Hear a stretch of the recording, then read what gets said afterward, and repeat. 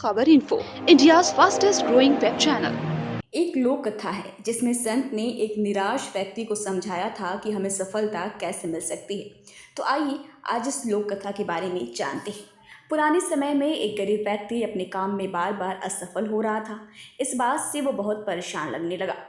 अपनी गरीबी दूर करने के लिए लगातार कोशिश कर रहा था, लेकिन हर बार निराशा ही हाथ लगती थी। एक दिन असफलता और निराशा की वजह से वो हिम्मत हार गया और उसने प्रयास करना बंद कर दिए।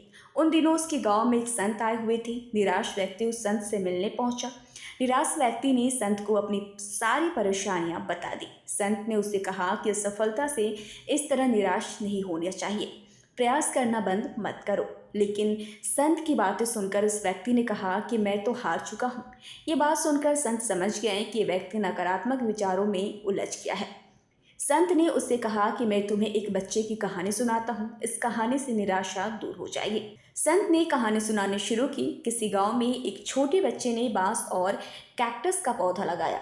बच्चा रोज दोनों पौधों की बराबर देखभाल करता। काफी समय बीत गया। कैक्टस का पौधा तो पनप गया, लेकिन बांस का पौधा पनप ही नहीं पा रहा था। कैक्टस देखकर बच्चा खुश था, लेकिन बांस की वजह से उसे दुख भी हो रहा था। बच्चे ने हिम्मत नहीं हारी, वो दोनों की देखभाल करता रहा। इसी तरह कुछ महीने और बीत गए, लेकिन बांस का पौधा पनपा ही नहीं। बच्चे ने कोशिश जारी रखी। बांस के पानी को खाद पानी देता रहा। कुछ महीनों के बाद बांस का पौधा भी पनप गया और कुछ ही दिनों में वो कैक्टस से भी ज्यादा बड़ा हो गया। संत ने निराश व्यक्ति को समझाया कि दरअसल बांस का पौधा पहले अपनी जड़ें मजबूत कर रहा था, इसलिए उसे पनपने में थोड़ा समय लगा। हमारे जीवन में जब भी संघर्ष आए तो हमें हमारी जड़ें मजबूत करनी चाहिए, निराश नहीं होना चाहिए। हमें अपने काम पर लगातार अभ्यास करना चाहिए। अभ्यास करते रहने से हम काम में पारंगत हो जाते हैं, हमारी जड़ें मजबूत हो जाती हैं। इसके बाद हम बड़े बड़े लक्ष्य हासिल किए जा सकते हैं।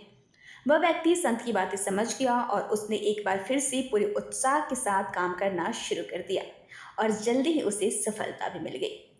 तो दोस्तों, इस कहानी से हमें ये सीख मिलती है कि हमें किसी काम में असफलता मिले तो परेशान होकर और हताश निराश होकर हमें उस काम को नहीं छोड़ना चाहिए, बल्कि लगातार अभ्यास करना चाहिए।